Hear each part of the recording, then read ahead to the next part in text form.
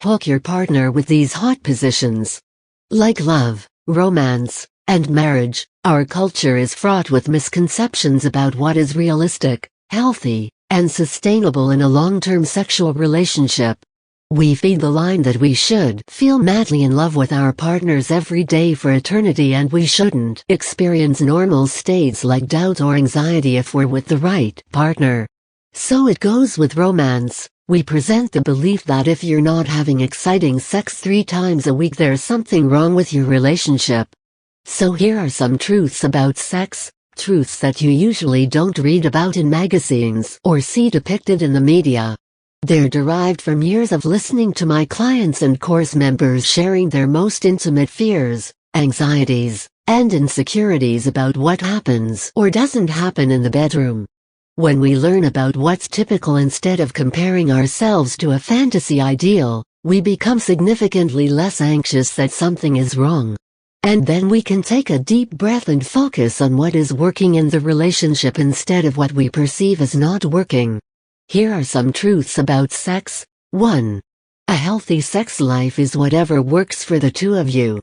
For some couples, that will mean sex 3 times a week, and for others that means once a month. We're all wired differently, and every couple on this planet carries a unique set of needs that will not be replicated in any other relationship. 2.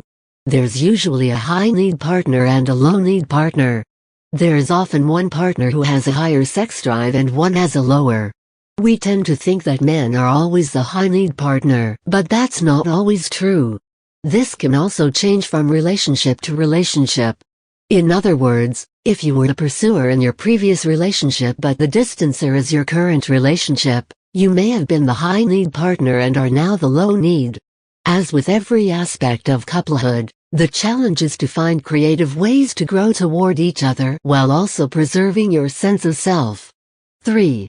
Sex isn't only what occurs in the bedroom. In a culture that likes to categorize and compartmentalize, many people carry a belief that says that sex is only what happens between the sheets. This mindset invalidates cuddles, flirtations, sweet kisses in the kitchen, and all other forms of sexual affection that may fill in the times between what we typically think of as actual sex.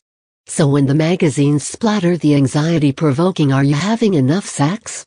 across the cover, you can assess your sex life from a more well-rounded perspective by including all sexual interactions and probably answer yes. 4. Sex isn't only about outcome. Likewise, in our goal-oriented and achievement-oriented culture, we tend to believe that sex doesn't count unless you go all the way and both people achieve orgasms. What a limited view. Sex is kissing, touching, roaming, and caressing. And more than all of that, a truly healthy sexual relationship is one in which both people feel safe to express and explore their sexuality together. Emotional safety will always preclude a real sexual connection. Lying naked together and simply holding each other can be some of the most vulnerable and beautiful times you spend together. The bottom line is that most couples in a long-term relationship will experience struggle around sex at some point. Just knowing this, instead of comparing yourself to the false fantasy that everyone else has a flawless sex life, alleviates shame and can free up space in the relationship to talk openly about this with acceptance. As always, the more acceptance you bring to who you are and how the two of you relate to each other, the more joy and fulfillment you'll find in all aspects of the relationship.